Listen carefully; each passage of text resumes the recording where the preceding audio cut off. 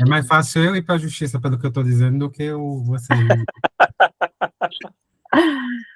Bem, eu separei hoje para a gente. Ah, eu parei de compartilhar. Deixa eu botar para compartilhar aqui.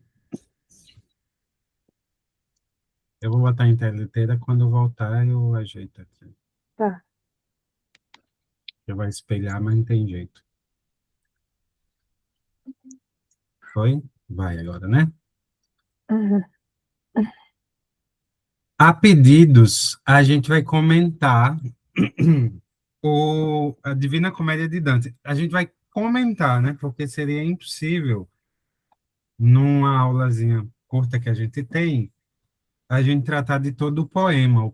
A gente poderia dar, sei lá, e eu que não sou literata, um literata poderia dar anos, né, a fio de curso sobre os versos. Só sobre a riqueza melódica, a forma poética que Dante imprime nesse poema épico, nessa comédia, quanto tanto a intensidade simbólica. Aí é que daria muita coisa para a gente, né, de simbologia que Dante trabalha, tendo como pano de fundo a filosofia cristã e a teologia cristã. Naquela carta que o Papa Francisco escreveu no centenário da morte de Dante, né, aquela que eu mandei lá no grupo, e Uhum. ele diz exatamente isso, né, que é como se fosse a igreja quando escreve sobre Dante, sobretudo nos centenários, o Papa Bento XV dizia, né, o nosso Dante, ele vê a grandeza do poeta como aquele que transmite pelo poema a beleza da fé.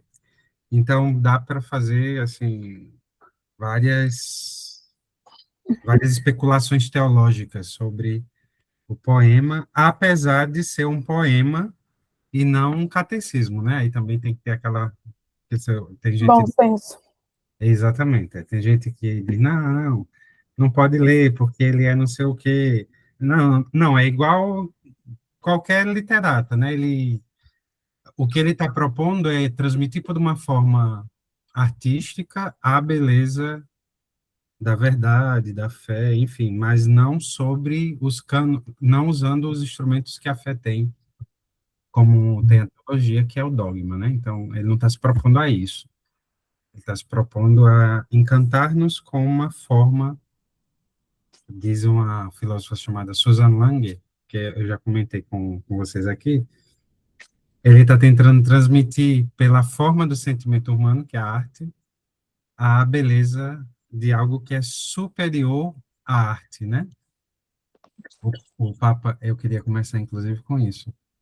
O Papa, lá no trechinho da carta, ele cita Paulo VI, que diz exatamente isso, eu vou ler com vocês esse trechinho que está em azul, que o que Dante faz é usar da beleza para comunicar, oxe, aqui, para comunicar a grandeza da fé, né? A, a, o esplendor da fé. Deixa eu ler aqui para dizer fielmente o que ele disse. Ele diz assim, ó, além disso, avaliando as qualidades artísticas e literárias extraordinárias de Dante, Paulo VI, é o Papa Francisco, né, citando, reiterava um princípio por ele afirmado muitas outras vezes. A teologia e a filosofia têm com a beleza ainda outra relação, e é esta: a beleza, ao emprestar à doutrina o seu vestido e ornamento, com a suavidade do canto e a visibilidade da arte figurativa e plástica, abre a estrada para os seus preciosos ensinamentos chegarem a muitos. As pesquisas profundas, os raciocínios subtis, resultam inacessíveis aos humildes, que são uma multidão. E famintos eles também do pão da verdade. Entretanto, estes percebem, sentem e apreciam o influxo da beleza, e por este veículo brilha mais facilmente para eles a verdade e nutre-os. Bem o compreendeu e realizou o Senhor do Altíssimo Canto, cuja beleza se tornou serva da bondade e da verdade, e a bondade, matéria da beleza. Por fim, citando a Divina Comédia, Paulo VI exortava a todos: honrai agora o Altíssimo Poeta. Então, a primeira coisa que eu queria chamar a atenção é que os trechinhos do poema que a gente vai ver, ainda que não seja a forma do dogma, elas são expressão do dogma. Isso aqui, a aula vai ficar um pouquinho mais epistemológica, teologicamente, do que pura filosofia. Quando a gente fala de dogma, que é uma verdade absoluta,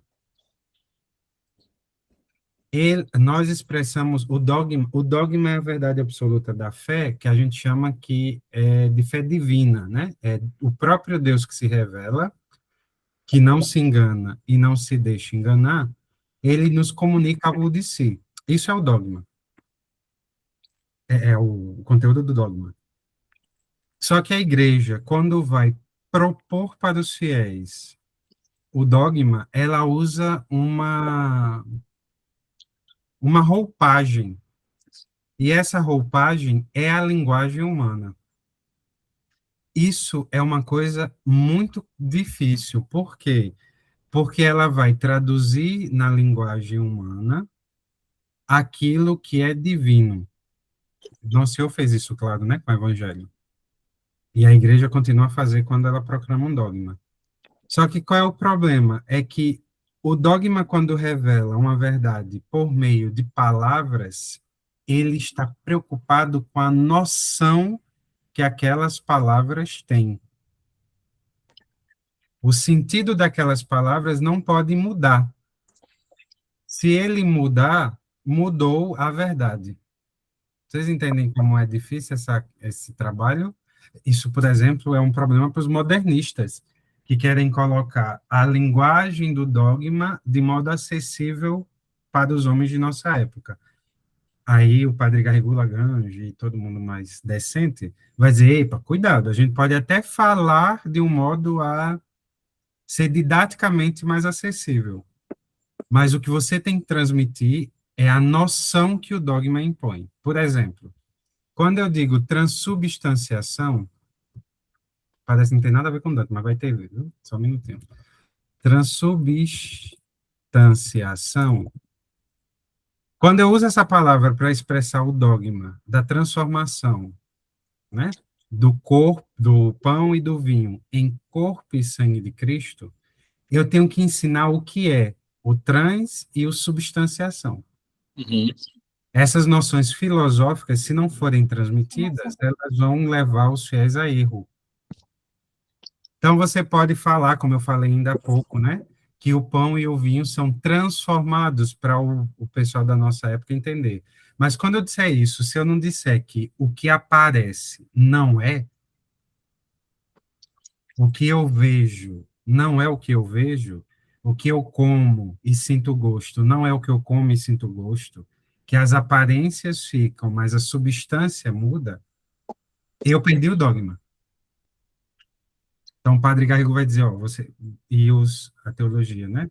Vai dizer, ó, você pode até didaticamente expressar de um outro modo a verdade da fé. A gente faz isso usando a missa. Quando vai dizer, atualmente a gente diz, a missa é a atualização do sacrifício do Calvário. Essa palavra é nova, né? Quer dizer, tornar em ato é uma coisa antiga, mas a expressão atualização tem uma noção nova. E a noção da nossa época é a noção do celular. Eu vou atualizar meus aplicativos do celular, né? Então, ó, didaticamente, eu posso usar essa imagem para expressar o que é que eu quero dizer, mas tenho que transmitir a noção que essa imagem, às vezes, o senso comum não a tem. Isso é um problema, né? Por exemplo, quando a gente fala de substância atualmente, a gente não entende a mesma coisa que os medievais. A gente entende uma coisa física, simplesmente, pura e simplesmente. Então, se mudou a substância, eu quero mudar também as figuras da substância. Não, não, não é assim. Você mudou o que há de mais elementar no ser, né? A gente diz o estofo do ser.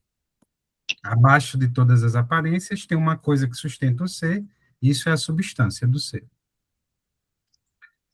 As pessoas hoje não têm essa noção. Então, o que é que o modernista diz? Ele diz, se as pessoas não têm essa noção, a gente deixa e troca a noção. O que é que o católico diz? Não, não, não, não, não. A gente usa a noção mudando a didática, a forma de expressar. Oi, Cris. Eu não tinha visto ela. Boa noite. Shalom, namastê.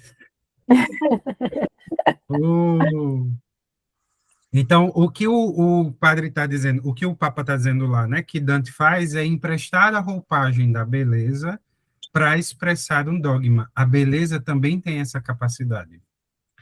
Não de forma lógica como tem a estrutura da linguagem, né? Porque a beleza, a gente diz em filosofia, que a arte usa o que a gente tem de suprarracional. Ela fala numa linguagem além da discursiva. Faça um teste. Eu vou usar aqui, por exemplo, né, uma pintura. Mas o impacto, aqui ela nem está o melhor que ela podia ser. Mas o impacto que essa pintura tem, ela não depende da explicação que eu vou dar. Sim. Certo? Quando eu fico explicando a obra, ela perde a graça dela. Ela comunica por si mesma. Exatamente. Ela contém nela o que ela deve comunicar. Por isso que a arte é muito forte para transmitir o dogma. Porque a expressão linguística, como eu estou falando para vocês, não, né? É boa para transmitir, ninguém está dizendo que não é. Porque a gente fala. Mas eu preciso explicar ainda todas as noções que estão naquelas palavras. De modo que, se as pessoas não entenderem do modo que devem entender, acabou tudo. A arte, não. A arte, eu posso até explicar como auxiliar, mas ela mesma já me comunica. Então, imagine lá você entrando numa igreja, sei lá, a Catedral de Nancy, ou a Catedral de Notre-Dame, ou, sei lá, né? Catedral da Sé. Você entra e aquilo já lhe comunica algo de sagrado, né? A expressão simbólica é mais forte do que a expressão dialógica. Essa expressão que usa o discurso. Não, sem a gente negar o discurso, pelo amor de Deus. Seria uma hipocrisia mesmo, porque eu falo mais do que deveria, né? O discurso é importante para a gente expressar a fé, e é fundamental, sobretudo quando o magistério se expressa, mas a arte, ela é capaz de nos atrair e nos fazer compreender de um modo ainda mais intuitivo. Quem fala isso é São João da Cruz, no Subida ao Monte, no Subida ao Monte Carmelo. Pronto, São João da Cruz é um exemplo clássico, né? Ele contemplou o dogma. Eita, acho que alguém chegou. Deixa eu ver aqui se alguém chegou. Que barulho foi esse? Não, é não. Eu tô doido. São João da Cruz contemplou o dogma e o que é que ele faz? Ele comunica o dogma por meio de poemas, não é? Sim. E não é difícil. Aí, esse é o problema da arte. O que é que a arte exige que você tenha para compreendê-la? A experiência. Se você não teve experiência da coisa, não vai entender. Nenhuma música, nenhum poema, nenhuma pintura, sei lá, Java 4. A Susan Lang diz isso, eu vou usar bastante essa pobre, porque ela me marcou bastante na estética. Imagina o curso de um rio.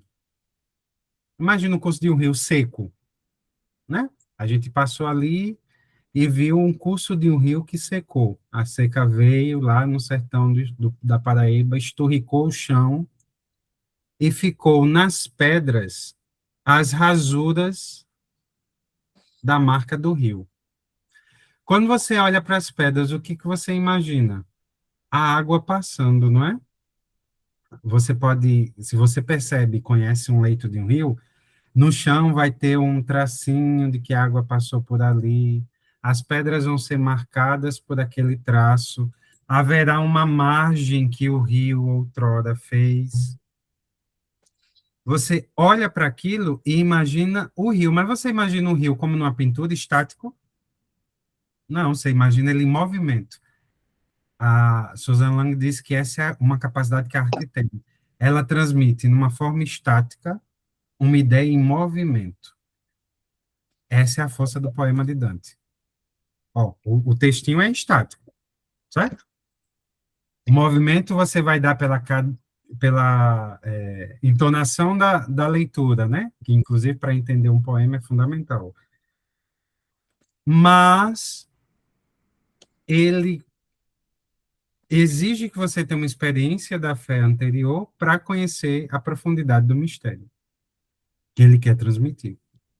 De forma imperfeita, usando uma linguagem simbólica, mas de forma que imprime na alma ideia difícil de tirar, certo? Difícil de remover, difícil de não se convencer, né? A arte tem esse poder persuasivo também. Acho que alguém agora foi. Ficou tranquilo aqui, então? O que é que eu queria dizer com o que Dante está fazendo? Tem alguma dúvida? Vamos fazer um resumo do que eu disse até agora. Foi muita coisa. O dogma se expressa de modo fundamental pelo discurso. Se a gente for pegar um dogma, vai ter uma proposição, uma sentença escrita que a igreja fez em latim, né?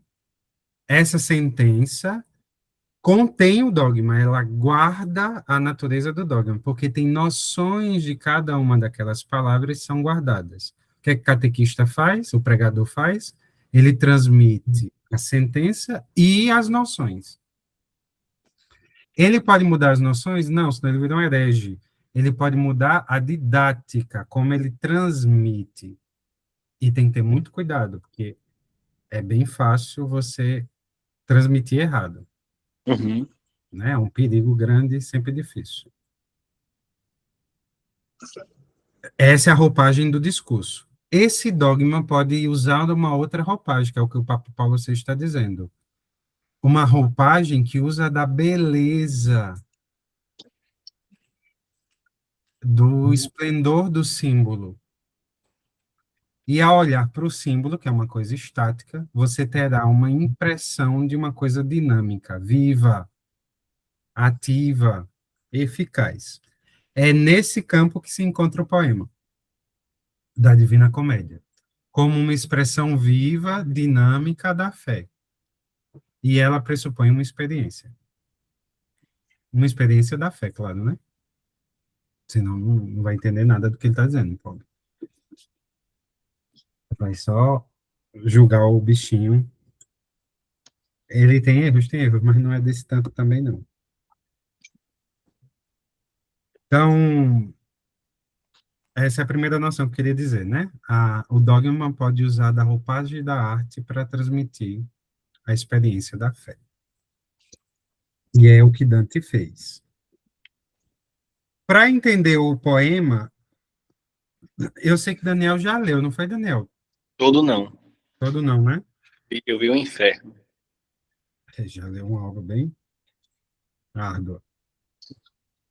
Para entender é uma trilogia que começa pelo inferno e ele vai subindo, né? No inferno e no purgatório, ele é acompanhado por um poeta antigo muito famoso, que ele deve muito, que é Vigílio. Né? Então, Vigílio vai levando ele pelo caminho do inferno até o purgatório, né? Vigílio mora no purgatório, segundo a Divina Comédia, né? Vigílio, que é um poeta clássico, um homem que buscou a verdade, a beleza e a bondade, conheceu o que havia de melhor antes de Cristo. Então, ele vive no limbo, né? Aquela parte que a gente vai ver daqui a pouco, do inferno que está para aqueles que não conheceram a Cristo em vida, ou não foram batizados, no caso, as criancinhas, né? Então, ele vai do inferno ao purgatório, pelo auxílio de Vigílio, e do purgatório ao céu, ele tem um amor na vida dele, um amor platônico, chamado Beatriz. Ele fez essa viagem todinha só para chegar até Beatriz, porque Beatriz morreu, né? Aquele moído todo, ele ficou triste, queria ver Beatriz. Beatriz, morreu meu amor, aí eu quero meu amor. Vou atrás do meu amor, vou até no inferno por ela. Vai no inferno, passa no purgatório, Beatriz não está ali, porque uma alma pura e cândida daquela, o ideal de castidade, de pureza, de beleza, de virtude é Beatriz. Beatriz é o auge, certo? Vai aparecer Nossa Senhora depois no céu, mas Beatriz é o auge da alma beata. É a personificação do que há de mais puro, de mais feliz na Terra. E é interessante, porque a gente viu isso quando estudou o banquete, lembram? Que Platão diz que o amor é o impulso para a subida. Lembra lá de belos corpos? Olha, ele vê a beleza de Beatriz. De belos corpos para belas almas. Olha Beatriz com a alma beata. De belas almas para belas ciências. Eita, Beatriz não é só bonita de corpo. Ela tem coisa dentro dela. Ela tem conteúdo. De belas ciências para o belo em si. Por isso que Beatriz vai levar ele. Toda hora que Beatriz aparece, ela diz isso. Ô, menino, deixa, não diz desse jeito, né? De ser abestalhado, porque eu não sou isso tudo. Quando tu chegar a ver o que é o tudo, acabou Beatriz. Certo? Então ela vai dizendo, olha, é o verdadeiro amor. O verdadeiro amor vai te elevar para o que há de mais belo, a começar pelas coisas sensíveis, é claro, depois pelas inteligíveis, até a mais inteligível possível, que é a essência divina. Então, Beatriz é o ideal da alma que vai se elevando por amor até a Deus. Outro mistério da teologia católica. Isso não é uma coisa que você faz só per si, você também faz pelos outros. Né? Porque os dois terapeutas fazem isso, né? São como que viandantes com os seus companheiros de viagem, para levá-los para o que há de mais alto, mais sublime, mais elevado, certo? Então, há uma capacidade de concorrência, de correr junto com o outro para uma meta sublime, né? Então, ele vai fazer esse caminho aqui. Antes, a gente tem que entender só uma coisinha que é de astronomia antiga. Hoje a gente sabe que no sistema atual, nós estamos no meio do sistema, está o Sol, né? Não é assim que a gente aprende no coleginho, né? Olha, nós somos parte do sistema solar. No meio está o Sol e orbitam ao redor do Sol os planetas. Tá, tudo bem, ninguém está dizendo que isso aqui é errado, pelo amor de Deus. Esse é o sistema atual. Só que quando o Dante vai escrever, não é esse sistema que ele está usando, ele está usando o sistema de Ptolomeu, que dividiu o mundo em esferas. Isso aqui ajuda a entender muito do que ele está dizendo, certo? São 9 esferas. Opa, 9 esferas. Quantos círculos tem o inferno? 9. 9 círculos. A gente vai ver um pedacinho de cada um deles. Quer dizer, eu vou citar, porque se a gente for ver tudo, a gente ia morrer aqui. Quais são as esferas? Quem está no meio da esfera? A Terra. Certo? Isso aqui é a Terra. Ó. No centro do sistema ptolomaico está a Terra, né? Ele olha como é a experiência sensível. Você não vê o Sol no centro da Terra, você vê a Terra, é o seu centro, e o resto. Esse aqui é muito sensível, né? Muito empírico, assim. Eles estão vendo, e aí propõem que eles, a partir do que eles estão vendo, um sistema. É diferente da gente, que hoje a gente consegue sair, né? Para ver de fora. Eles não tinham essa capacidade técnica mesmo para fazer isso. Então, eles vão dividir em 9 esferas. Né? A esfera da Lua, a esfera de Mercúrio, a esfera de Vênus, a esfera do Sol, que é a quarta, a esfera de Marte, a esfera de Júpiter, né? Isso. A esfera de Saturno e o firmamento. Olha, isso aqui é o que Deus criou no início do mundo. Lembra lá? E Deus separou as águas debaixo do céu das águas de cima do céu, onde está o firmamento, que é onde estão fixas as estrelas. Depois o nono céu aqui, né, que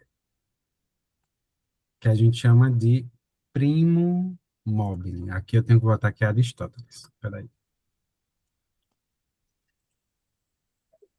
A gente tem que entender só isso aqui. Primum mobile.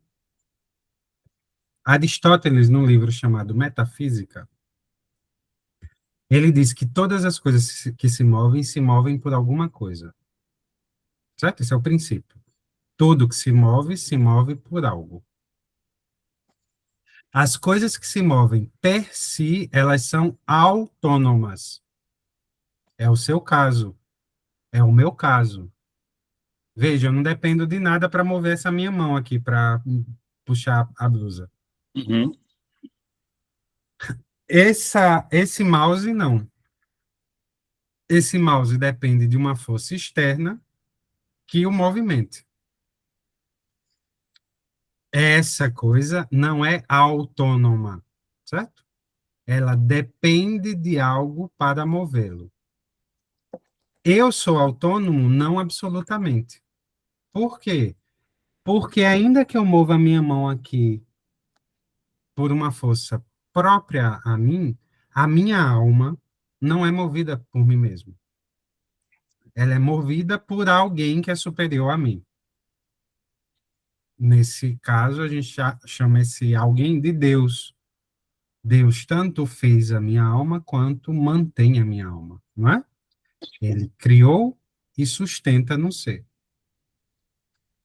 De modo que São Paulo diz, por exemplo, em relação à fé, fide ex auditum, né? A fé vem pelo ouvido.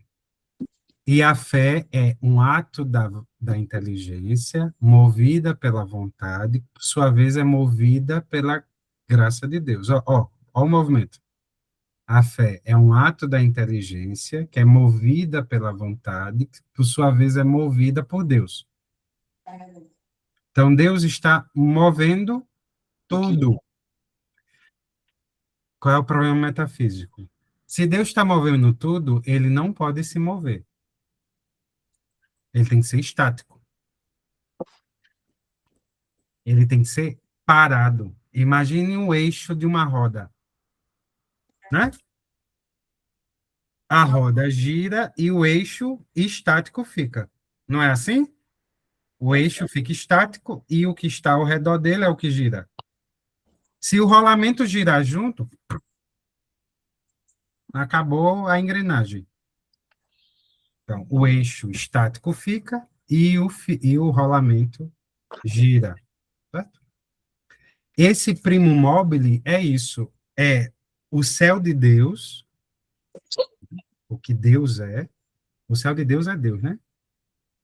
O céu que a gente diz, onde Deus habita, é Deus. Não pode ser um lugar, porque ele não cabe num lugar.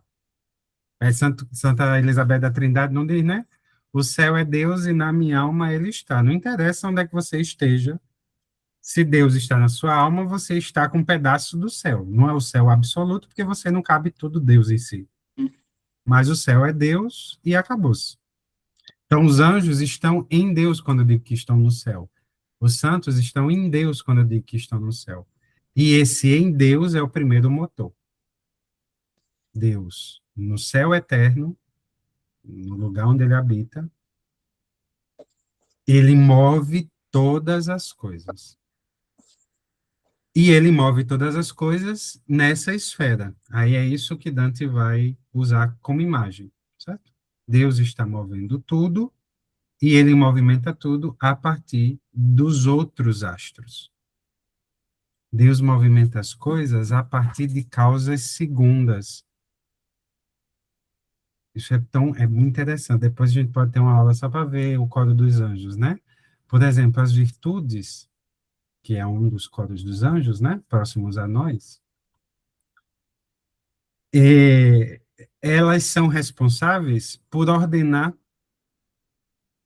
o cosmos, certo? Então, tem anjos responsáveis pelos astros do céu, pela sequência das estações, pela sequência dos equinócios, né? Que em cada estação tem, pelo movimento da lua e das estrelas. Os anjos, diz a tradição católica, cooperam com Deus na obra de conservação do mundo. Deus o quis assim. E os códigos vão trabalhando desse modo, segundo a sua potestade, o seu poder. Nesse primum mobile aí, então, Deus é. Deus sendo, move todas as coisas a ser. O problema é que esse movimento principal, o movimento a gente entende como tirar uma coisa de um lugar e botar para outro, né? O movimento principal que essa coisa faz, que essa coisa chamada Deus, que esse ser faz, é tirar as coisas do nada para o ser.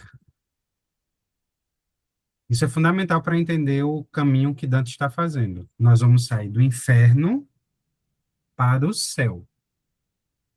O inferno é um lugar nadificante. Lembra do nada lá do Gênesis? Ele nos leva àquele nada negativo do Gênesis, né? Aquele nada de eu não tenho potência a ser com Deus. E o céu é o contrário. Ele nos leva ao ser por participação. Quanto mais no céu estou, mais ser eu sou. Quanto mais ao céu eu vou, mais ser eu sou. Mais no ser eu sou, né? É melhor dizer assim. Então, esse caminho de elevação é sair do nada para o tudo que é Deus. Então, eu saio do inferno, que é o lugar nadificante, para o céu, que é o lugar. Vou usar uma expressão que não deve existir, mas identificante, que nos faz ser, certo? Tranquilo até aqui? Então, move-se as esferas a partir do primeiro motor, e qual é o primeiro movimento que ele faz? O primeiro movimento que ele faz é o movimento de tirar as coisas do nada para o ser. Tá? Então, 9 esferas, 9 círculos, cada círculo com um pecado. Imitando, assim, as realidades. A Terra imitando, assim, as realidades eternas, né? Como é o inferno e como é o paraíso de Dante. Então, vão ter 9 círculos o céu, 9 círculos o inferno, né, que são os lugares eternos. E em cada um desses círculos, ou é gloriosa uma virtude, ou é elevada, ou como é que a gente diz? Castigado um vício, né? Então, tanto o céu quanto o inferno, que são eternos, a terra os imita. Isso é interessante porque o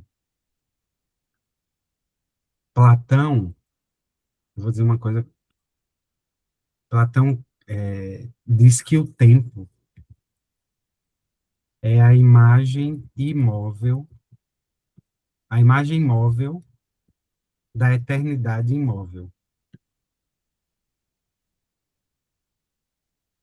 No nosso tempo, o tempo é a imagem móvel da eternidade imóvel. Para quem viu aquilo que eu estava falando, foi lá na comunidade, né? Para quem viu aquela definição de oração que o Padre Garrigou dá, é muito platônico a coisa, assim. Que ele diz lá, né, que a oração é querer no tempo o que Deus quis desde toda a eternidade. Então, você adequa a realidade terrena o desejo do céu, a vontade do céu, né? O tempo da terra é assim. E aí, para Dante, para os teólogos antigos, né? A estrutura do céu é refletida na terra.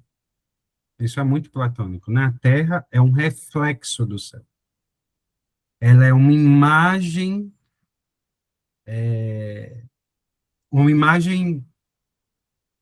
mutável da eternidade imutável.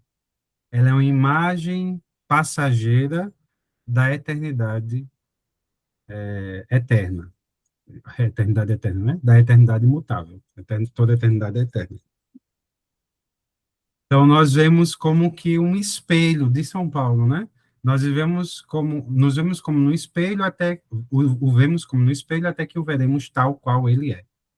Então, a gente vê uma imagem opaca do que é a realidade celeste. Então, 9 círculos no céu, 9 círculos no inferno.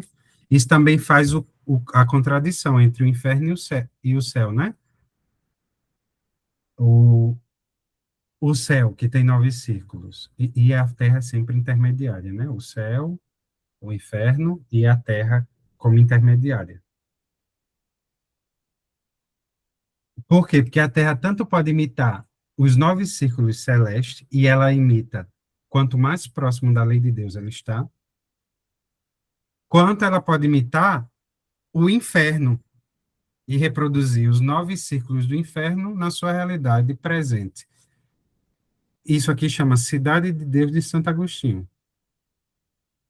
Lembra da Cidade de Deus? O que é que diz na Cidade de Deus, Santo Agostinho? O amor a si construiu uma cidade cuja queda leva aquele vazio lá, né? A soberba de vida leva a virar um demônio, a cidade virar um inferno. Enquanto a virtude, a caridade, né, leva do amor a si ao amor a Deus. Ela vai lhe elevando até o amor divino. Ela construiu uma bela cidade que é a Jerusalém Celeste.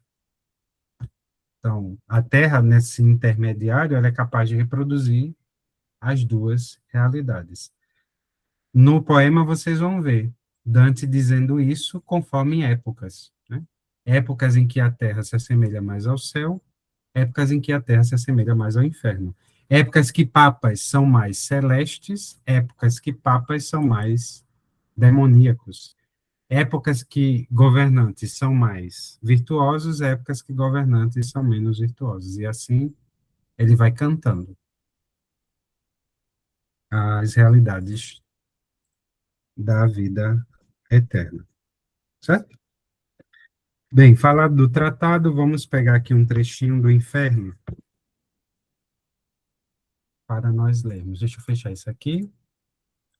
Aí tem, Botticelli desenhou essa pintura que a gente pode passar 300 anos só olhando ela, só olhando-a e comentando-a. Sobretudo se vocês acharem uma resolução melhor, porque essa aqui que eu achei misericórdia. Só Jesus sabe o que é que eu queria ver aqui. Mas olha, ó, tá vendo esse bichinho aqui? Embaixo azul é a Terra. Isso aqui é assim, né? O inferno é para baixo. Como a gente entende, né? Ó, eu vou para o inferno, não, tá repreendido, não vamos não.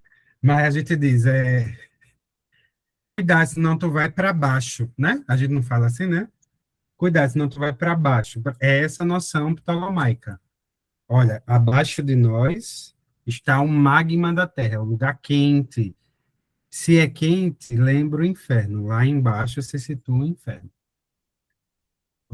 Olha, aspirar as coisas do alto, subir, né? Vai para o céu, né? A gente localiza geograficamente assim, né? O inferno para baixo, o céu para cima. E aqui estão os 9 círculos, né? Do inferno, com cada pecado testemunhado. Aí, como eu disse a vocês, eu não vou conseguir mostrar nesse aqui. Mas eu trouxe um resuminho dos círculos e a gente vai lendo. Antes, eu queria só ler o primeiro trechinho aqui que ele diz sobre o inferno. Uma das coisas mais fortes que a gente pode ler sobre esse lugar. Porque, por exemplo, uma das acusações que os agnósticos, ou os ateus mesmo, né, fazem é que o nosso Deus é um Deus maligno, porque ele gosta de castigar atos, atos breves com uma eternidade infeliz, não é? Ó, como é que você concilia dizer que Deus é amor, enquanto ele criou o inferno para que as pessoas sofressem eternamente? Como é que pode esse Deus que faz uma... Tem um filme que um personagem diz isso, né? Como é que Deus retribui atos temporais com uma pena eterna? Como é que o amor é capaz de fazer as pessoas sofrerem sem fim? Aquele muito todo. É como é que Dante responde? Ele diz assim, ó, canto 3, canto 3 do inferno, certo? Ele chega no portão do inferno. E no portão do inferno tá, ele vê assim: vai-se por mim a cidade dolente, vai-se por mim a sempiterna dor, vai-se por mim entre a perdida gente. Moveu justiça o meu alto feitor, fez-me a divina potestade, mais o supremo saber e o primo amor. Antes de mim não foi criado mais nada senão eterno, eterno eu duro, deixai toda a esperança, ó vós que entrais. É uma parte bonita, né, Daniel? Moveu justiça o meu alto feitor, moveu justiça quem me criou. Contudo, esse mesmo que é justiça, ele é o supremo e o primo amor. O padre Garrigou Lagrange, o padre Garrigou vocês sabem que é o meu, eu rezo para ele ser santo sempre, né? Toda hora, todo instante que eu posso. Eu, homem abençoado, Jesus. Ele tem esse livrinho aqui que eu volto nele toda vez que eu posso. Chama O Homem e a Eternidade. E ele vai comentar esse trechinho na parte que ele fala do inferno. E é bonito, eu queria ler com vocês, porque é um comentário melhor do que eu faria. Aí eu vou comentar o comentário dele, que aí, se eu errar, eu erro dizendo que foi ele quem disse, né? E se ele virar santo, ele já joga uma praga de mim lá em cima, porque eu dizendo um absurdo desse do pobre. Ó, ele diz citando um outro padre, que aí esse aqui é um auge. O padre Lacordaire. Lacordaire é um dominicano francês que fazia sermões na Catedral de Paris. As conferências quaresmais do padre Lacordaire são famosíssimas. Aí o padre Lacordaire diz assim, ó, se fosse só a justiça que tivesse cavado o abismo, haveria um remédio, mas foi também o amor. Foi o primeiro amor que o fez, o inferno. Eis o que tira toda a esperança. Quando se é condenado pela justiça, se pode recorrer ao amor. Mas quando se é condenado pelo amor, a quem devemos recorrer? Tal é a sorte dos condenados. O amor que deu seu sangue por eles foi esse mesmo amor que os maldisse. Que coisa! Um Deus que veio à terra por vós, tomou vossa natureza, falou vossa língua, curou vossas feridas, ressuscitou vossos mortos, morreu, enfim, por vós numa cruz. E após isso, pensais que vos será permitido blasfemar e rir, e ir sem medo às núpcias de toda volúpia? Não, desenganai-vos. O amor não é um jogo. Não se é impunemente amado por um Deus. não se é impunemente amado até o patíbulo. Não é a justiça que é sem misericórdia, mas o amor. O amor, como experimentamos muitas vezes, é vida ou morte. E se tratando do amor de um Deus, é vida eterna ou morte eterna. Olha mesmo. Eu já podia acabar aqui, a gente ia dormir lendo isso aqui, pensando isso aqui, né? Tentando dormir com esse barulho. Não se é amado impunemente. Por isso que o padre está dizendo, por isso que Dante diz que está na porta do inferno que se acabou toda esperança. Por que que se acabou toda esperança? Porque quem criou aquilo foi o primeiro amor. Se foi o amor quem criou aquela porta que ele vai entrando, não há mais nada que esperar, porque a razão de nossa esperança é o fato de nós amarmos a alguém, né? Nós esperamos o que amamos. A gente espera o que a gente ama. Se eu amo a Deus, eu espero ver a Deus eternamente. Se eu amo a fama, eu espero ser famoso. Se eu amo a riqueza, eu espero ser rico. Se eu amo a ciência, eu espero ser inteligente, né? A gente espera conforme nós amamos. Porque, como diz Platão lá, o amor é filho de desejo. Falta alguma coisa em você e você está procurando o que falta, né? É, o amor é filho de riqueza e pobreza, né? A gente leu no mito. O amor é filho da abundância, porque quando se possui, a gente sente uma satisfação, mas ele sempre quer mais. Ele nunca se sacia, que ele é filho de pena, né? Penia, que é penúria. Então, o que Dante está cantando exatamente aí no início do Inferno é que toda a esperança que se pode ter, ela está fundada no amor. E quando se põe fim o termo de nossa vida, se põe fim à nossa esperança. Por isso São Paulo diz, né? Três coisas existem: fé, esperança e caridade. Porém, a maior delas é a caridade. A gente vai ver ao longo do poema que a fé também morre. E quando ela morre, que tristeza, né?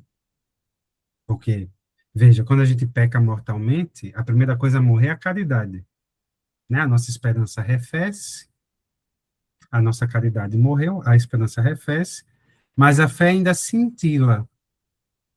Quando você perde a fé, aí acabou-se. Tinha um padre, naqueles adágios dos padres do deserto, né? Tem uma história que um dos padres diz, né? O pessoal estava começando a chamar ele de imoral, indecente, baixo, um satanás de imoralidade. E ele impassível, sem ligar. Até que um dia começa a acusá-lo de herege. Você é um herege, ensinando doutrinas falsas, coisas erradas. Ele, não, eu posso até ser imoral, mas herege não. Nessa ideia de que perdeu a fé, perdeu o que há de mais. Se a gente anda com fé na escuridão, como diz São João da Cruz, imagine sem fé. Aí a gente não tem referência para sentido nenhum na vida, né? Não há sentido eterno nas coisas temporais, porque é a fé que nos dá essa visão. Então, a esperança é a primeira coisa que morre, é a última que fica, é a última que fica na caixa de Pandora, mas é a primeira que morre quando a caixa é fechada, né? Ela morre sufocada no inferno. Então, moveu justiça o meu alto feitor, fez-me a divina potestade, mais o supremo saber e o primeiro amor.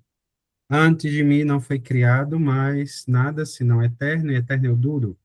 Deixai toda esperança, ó vós que entrais. E aí, todo poeminha dele vai cantar as desgraças da vida do pecador. Aí eu tenho um resuminho aqui que eu queria mostrar para vocês, para a gente ver como estão os nove círculos do inferno. conforme as novas. Aqui, ó. No primeiro círculo, a gente vai ter. O primeiro círculo é assim, né? Do menos pior para o pior. Então, diz Dante, diz a doutrina católica de outrora, que as almas que não conheceram a Cristo em vida e que não foram libertas por Cristo quando ele visitou o inferno, porque, né, não mereciam, elas, ainda que no inferno, não sofriam a não ser uma pena, a de não ter esperança, que é o que ele disse que não tem na porta, né? A de não ter a esperança de ver a Deus eternamente. Então, a única pena deles era o fato de não poderem gozar de Deus eternamente. Esse lugar em que eles viviam uma felicidade natural, mas não a felicidade eterna, era chamado de limbo. Então, o limbo é o primeiro, é a primeira câmara do inferno, certo? É o primeiro lugar do inferno. Lá as pessoas não estão simplesmente pelo seu pecado. Elas estão pela ignorância que não poderiam vencer ou pela desgraça de morrer sem ser assistido pelos sacramentos. Quando se é Leandro, bebezinho. Uhum, pode falar. então limbo sempre vai se referir a essa câmara do inferno, não Exatamente. Exatamente. Entre os teólogos antigos, Santo Agostinho é o mais terrível, né? Ele dizia, inclusive, que tinha sofrimentos outros para quem estava no limbo. Mas se firmou com Santo Tomás e com os medievais que no limbo as almas não sofriam por não haver culpa própria. Elas gozavam de certa beatitude natural, de certa felicidade natural. Ah, no inferno, Pois é, isso é que é né? engraçado. Isso que é engraçado. É que, ainda que, como no céu só podem estar todos que gozam plenamente de Deus, Uhum, o fato de você não gozar de Deus perfeitamente lhe bota num estágio inferior ao céu. sim. Ainda que no estágio mais superficial do inferno, mais inferior ao céu. Porque no céu, ainda que sejam em graus diferentes, todos gozam da visão beatífica. Do mais baixinho, do mais ralé, até o mais alto, né? A Virgem Maria.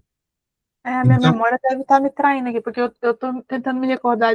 Eu tenho o devocionário de São José, e quando você sim, falou isso, eu me lembrei de alguma oração que eu faço a São José que fala: São José esteve ou está no limite das contas. Aí eu falei: bom, essa palavra não casa com São José, se não, trata do inferno.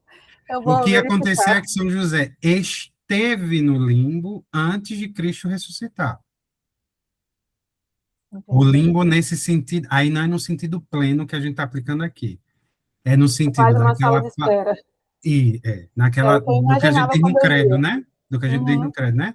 Desceu aos infernos ou desceu à mansão dos mortos, nessa parte de felicidade natural, onde estão os justos antes da vinda de Cristo. Ou onde ficaram aqueles que, mesmo depois da vinda de Cristo, não gozaram, por sua desgraça, da felicidade eterna. Entendi. Quando Cristo foi visitar os mortos numa mansão dos mortos, ele não levou todos, né? Ficaram alguns. Entendi. Por que não foi assim, eu não sei. Também nunca vi. Quando a gente morrer, a gente pergunta a Jesus. Mas foi assim. Diz Só sei que foi assim, né? diz a tradição que é assim. Então, estamos ignavos. Hoje a gente não fala mais. Aí tem a Congregação da Doutrina da Fé lançou uma nota que diz que o limbo não é uma explicação que a igreja usa mais na exposição dogmática, certo? Mas eu tenho que falar porque ela está no poema, né? Senão você não entende o que é que ele está dizendo. Mas o Papa Bento XVI, quando era prefeito, ele diz que o que a igreja prefere fazer, ele não disse que não existe limbo. Ele diz que o que a igreja prefere fazer atualmente é confiar àqueles, sobretudo as crianças, que morreram sem a graça do batismo, à misericórdia de Deus. crendo que a igreja suprirá o que faltou à miséria delas. Né? É o adágio, a igreja supre. Mas a gente também não sabe. Certo? A gente confia na misericórdia de que Deus dará a elas o que, por sua própria força, elas não foram capazes de alcançar, né? Ou por auxílio dos seus pais e padrinhos. Certo. Mas quando ele fala de limbo, é disso que ele está falando, Uhum. do lugar dos ignavos. Né? Depois, o círculo 2, os luxuriosos. O, o terceiro, os gulosos. O quarto, os avarentos. O quinto, os irados, os iracundos. E os que guardam rancor, né? Por causa da ira. O sexto, os heréticos. Ó, vejam que os pecados vão subindo conforme o grau de imperfeição que eles apontam. Então, os mais baixos para os mais altos. Os pecados mais altos são os pecados mais sutis. Uma coisa é você ser luxurioso, outra coisa é você ser herege. Não é, os dois são pecados. Mas a luxúria é menos grave do que a heresia. Isso é. Imagine Jesus. Quem disse isso? Jesus. Vocês estão vendo aquelas quengas fariseus? Muitas delas vos precederão no reino dos céus. Jesus, elas não estão vendendo o corpo, ela não disse. Ele não disse, vocês estão vendo aquelas que deixaram de ser quengas? Não era Maria Madalena. Era as quengas. Elas estão no estado de quenga. Não é para a gente pegar a noção aqui. E elas vos precederão. Por quê? Veem a verdade eles e não se arrependem. Por isso que Dante vai colocar lá no final, né, lá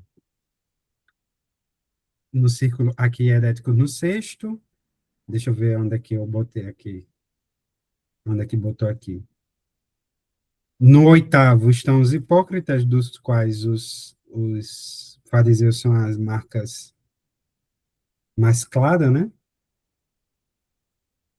E no nono, os que cometem traição contra os benfeitores, e sobretudo contra o sumo benfeitor, que é nosso Senhor Jesus Cristo. Então, ó, a traição, aqui ele vai até um dos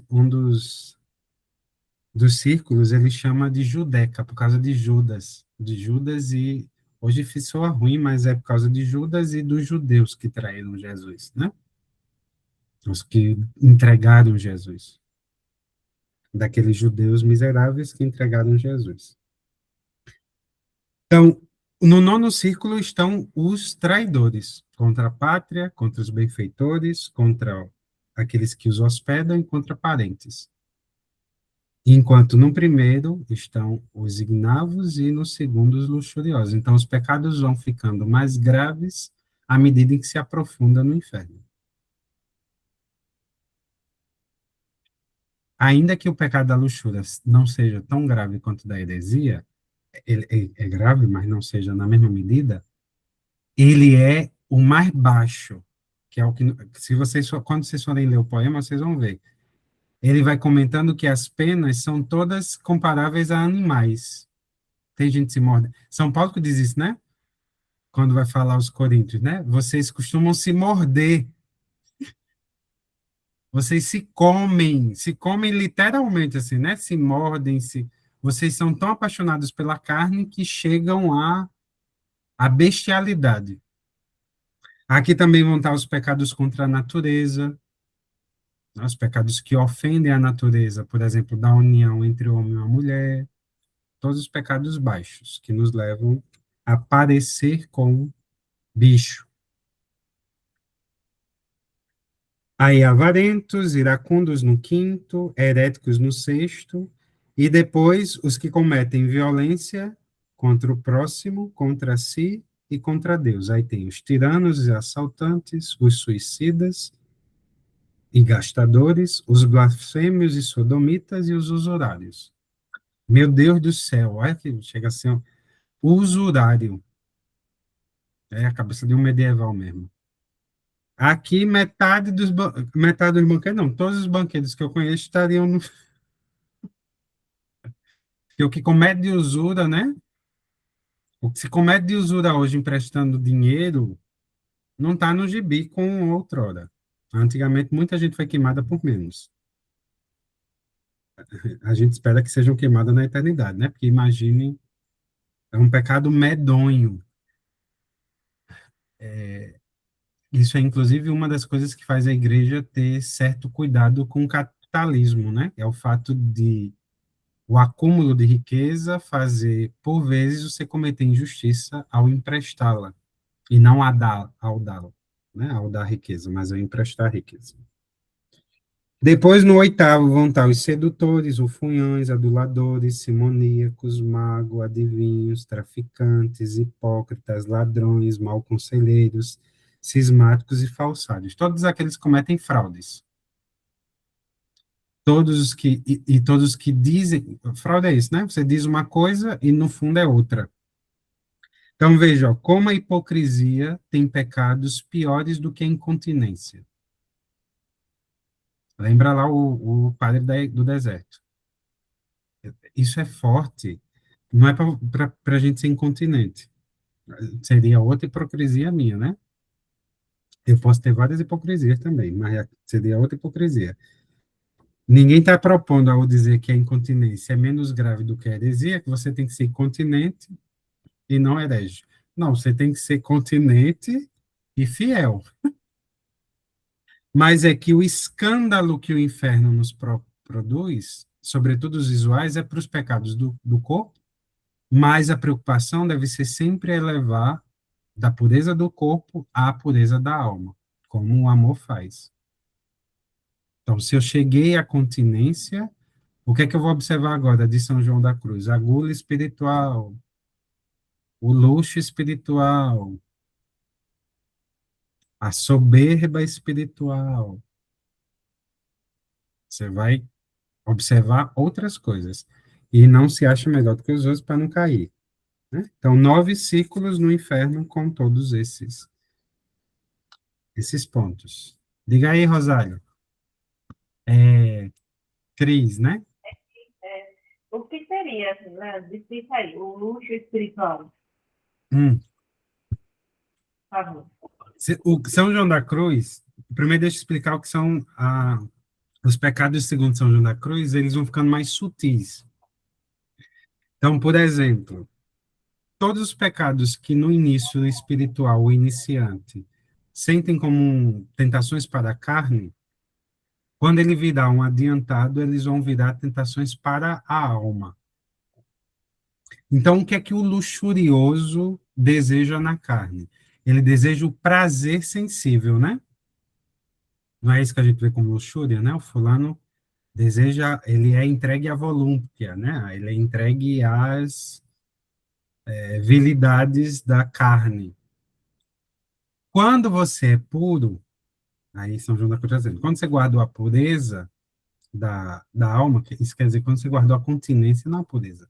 Quando você guardou a continência, qual vai ser a tentação da luxúria? Não é que você não vai ter mais tentação de luxúria, que você não é Nossa Senhora. Você vai ter tentações de luxúria, nem um repolho, né? Diz o Padre Paulo. Você não é um repolho, nem uma cenoura, você é um ser humano. Então, você vai ter tentações de luxúria para a alma. Então, você vai buscar o prazer da alma.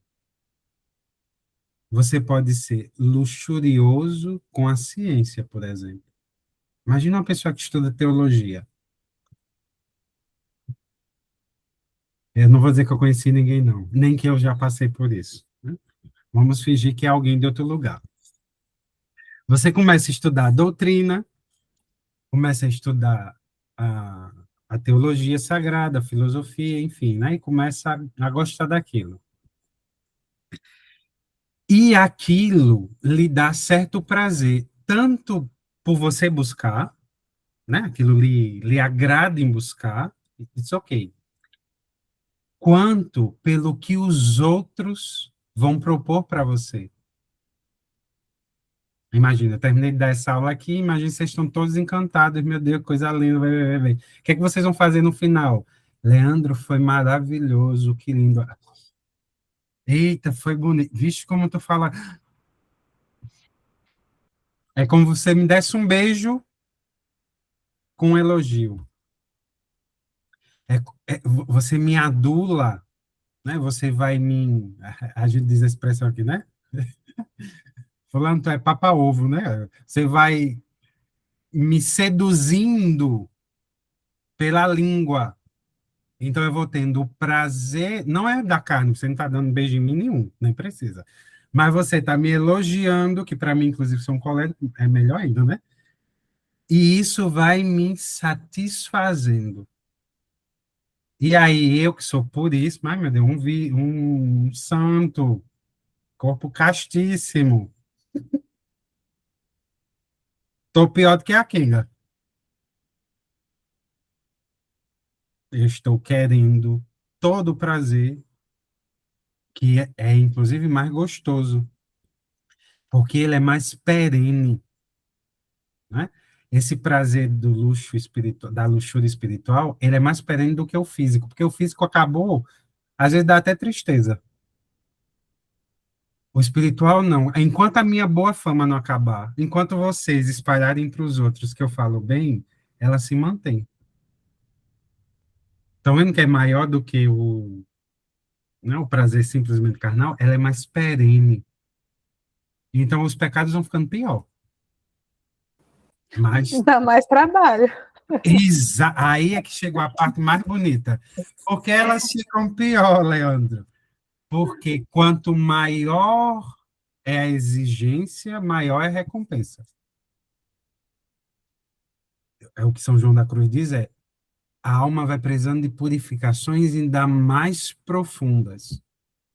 Quando ele purificou só o corpo, agora ele vai purificar a vontade, meu Deus do céu. Ele vai purificar a inteligência, meu Deus do céu. E a memória dele, meu Deus do céu. Né? Tudo isso é mais custoso. Sobretudo porque, quando chega nessa parte, não é você quem faz muita coisa. Você tem que deixar que ele faça em você.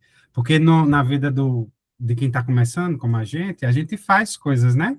Eu vou fazer penitências para ser mais comedido, eu vou fazer jejuns, eu vou fazer orações, eu vou fazer não sei o quê, eu vou dar esmola, eu vou fazer, eu vou fazer, eu vou fazer. É uma purificação ativa. Nas almas dos que vão virar perfeitos, não. É Deus quem faz. Então, ele vai exigir de você uma obediência e você vai. E uma dependência muito mais. Isso, também. Por isso, Santa Teresinha chama de abandono, né? No tratado do purgatório, ele fala que cada mito, né, lá no inferno, no purgatório, tem um sofrimento diferente para cada pecado. Exatamente. É inspirado. As ideias não são as mesmas, mas são inspiradas no que Dante vai dizer. O pecado por exemplo, ele fala lá se você, é que não dá para ler o poema todo, né?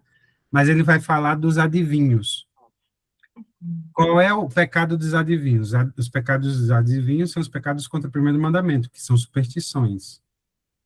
Aí ele diz, qual é a pena para os adivinhos? Eles andam de costas. Ele cita no poema, eles andam olhando para trás. Aí ele explica por quê? Porque aqueles que queriam ver para frente agora recebem a pena de olhar só para trás.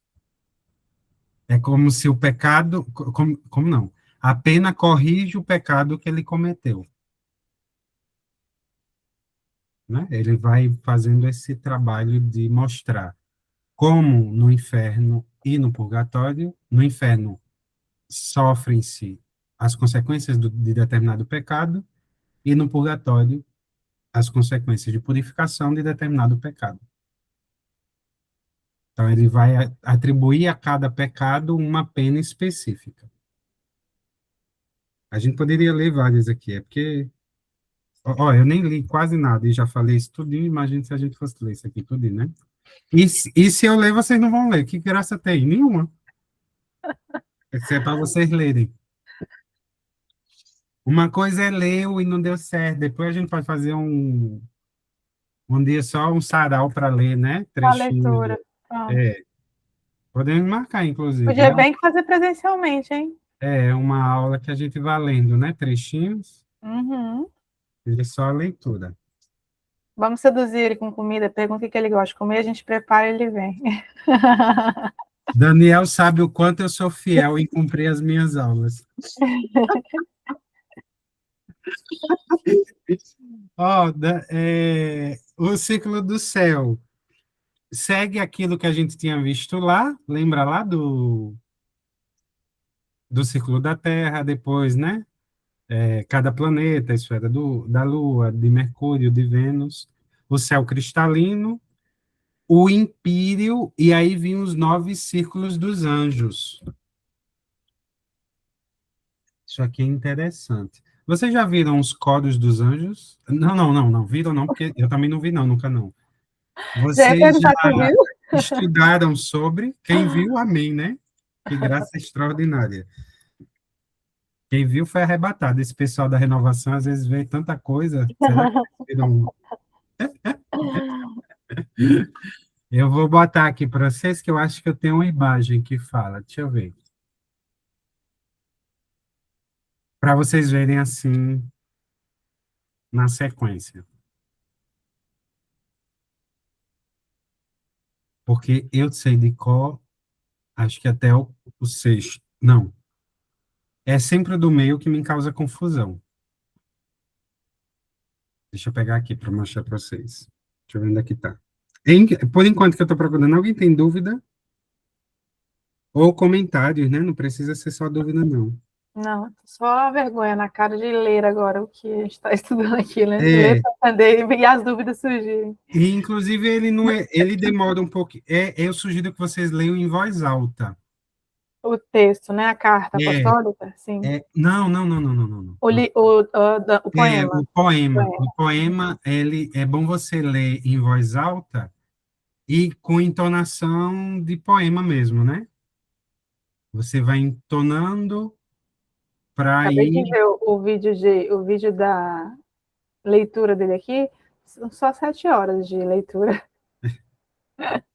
Não precisa ler de uma vez, não, pelo amor de Deus, não vai ser uma overdose. Lê Vamos, de. os próximos 3 anos, a gente começa agora e termina em 3. Exatamente, Mas você demora pouco para ler todo, assim. Agora, ler. Porque se a gente lê em leitura silenciosa, não é a mesma coisa, sabe? Uhum. Você não vai entender, Não, né? Não é, não, a mesma coisa, não. completamente. Muda completamente mesmo. Então, Eu tive uma experiência nessa, porque tem aquela versão da minha biblioteca, não, da literatura clássica, né? sim. E vem em português e vem em italiano do lado. Hum, E eu só li o Inferno por enquanto. uhum. Teve um trecho lá do Inferno que eu parei no estrofe, li 10 vezes aquela estrofe, não entendi porcaria nenhuma. Digo, meu Deus do céu, que coisa estranha. É assim mesmo. Eu E, peguei em italiano, assim, no Google Tradutor, para ouvir em italiano. para ver se. Não entendi. Tá, Aí eu voltei para o português, aí entendi. Eu digo, irmão, que isso é uma bruxaria. Eu digo, cara, eu não entendi as palavras em italiano, mas a melodia informa. já, sim. Entendeu? É louco esse negócio. Exatamente, é aquela coisa que a gente está falando da arte mesmo, né? A forma já transmitiu o conteúdo que ele queria expressar. Por isso que é muito interessante, assim, ler em voz alta, sem pressa, não é uma leitura para você ter pressa de fazer.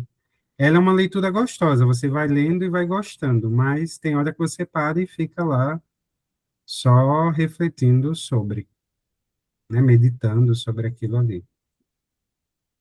Sem nenhuma pretensão de esgotar o poema. Ok? Ok. Deus sabe onde é que eu botei aquilo ali, depois eu passo para vocês. Uhum. Esse é um problema de anotações, né? A gente anota e esquece onde anotou.